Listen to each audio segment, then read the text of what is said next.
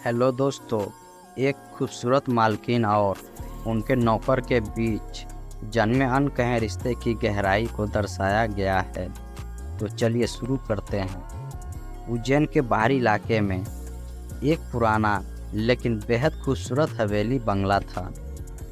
इस बंगले की मालकिन थी जानवी सिंह। उम्र कोई 30 के आसपास, सुंदरता किसी किसी भी नज़र को थाम ले और व्यवहार इतना नरम कि मन को छू जाए। वह एक जानी मानी फैशन डिजाइन थी, लेकिन पति की असमय मृत्यु ने उन्हें अंदर से तोड़ दिया था।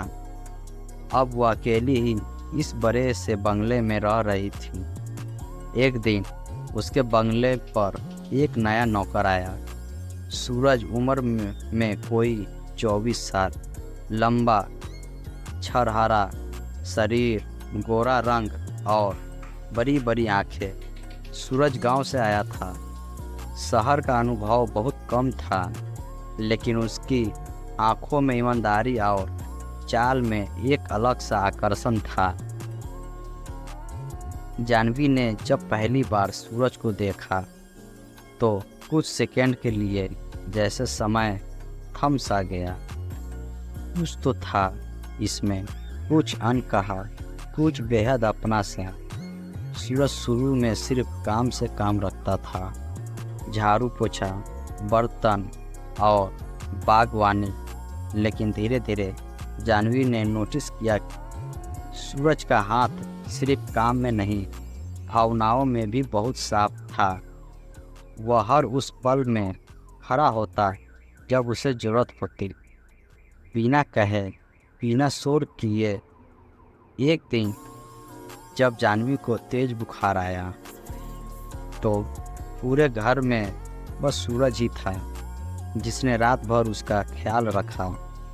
उसने गीले पट्टियों रखी, खाना बनाया और उसके माथे पर हाथ रखकर दुआएं करता रहा। उसी रात पहली बार जानवी की आंखों से आंसू निकले।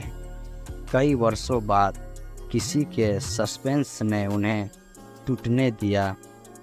सूरज अब सिर्फ नौकर नहीं रहा था, वह उनके अकेलेपन की छाँव बन चुका था। हवेली के बरामदे में एक शाम जब बारिश हो रही थी, जानवी चाय पी रही थी और सूरज पास ही खड़ा था। तभी बिजली चमकी और जानवी घबरा गई। अनजाने में उसने सूरज का हाथ थाम लिया।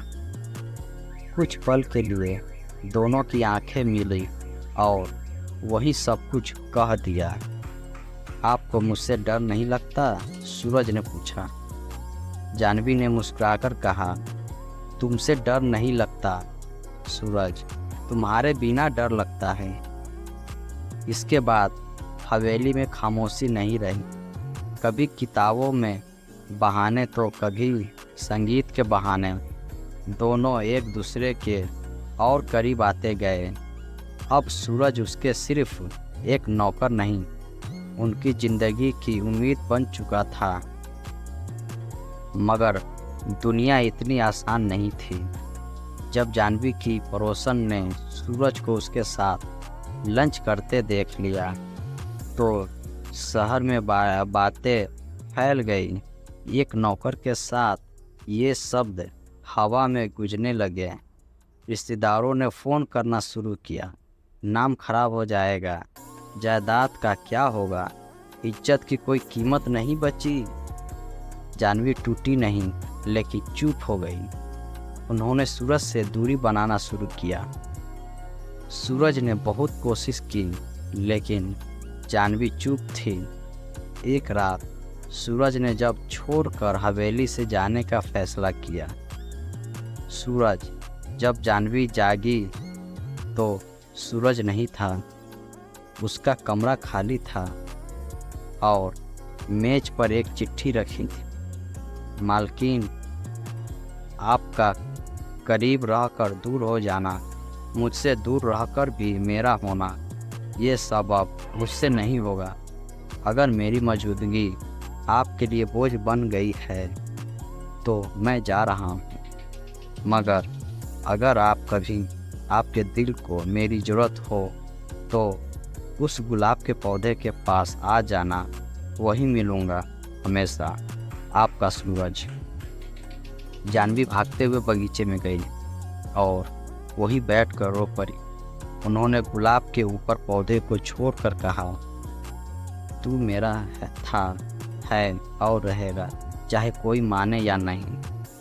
वो दिन था और आज का दिन जानवी और सूरज ने समाज की हर बंदिश को तोड़कर एक नई जिंदगी की शुरुआत की, जहां ना कोई मालिक था ना नौकर, सिर्फ दो दिल थे जो एक दूजे के लिए धड़कते थे। अगर आप चाहें तो मैं इस कहानी को और भी भागों में विस्तार कर सकता हूँ, जैसे कि उनकी शादी के बाद की ज़िंदगी, समाज का विरोध या फिर गांव लौटने का सफ़र। बताएं आपको कौन सा हिस्सा और विस्तार से चाहिए, कमेंट में बताएं।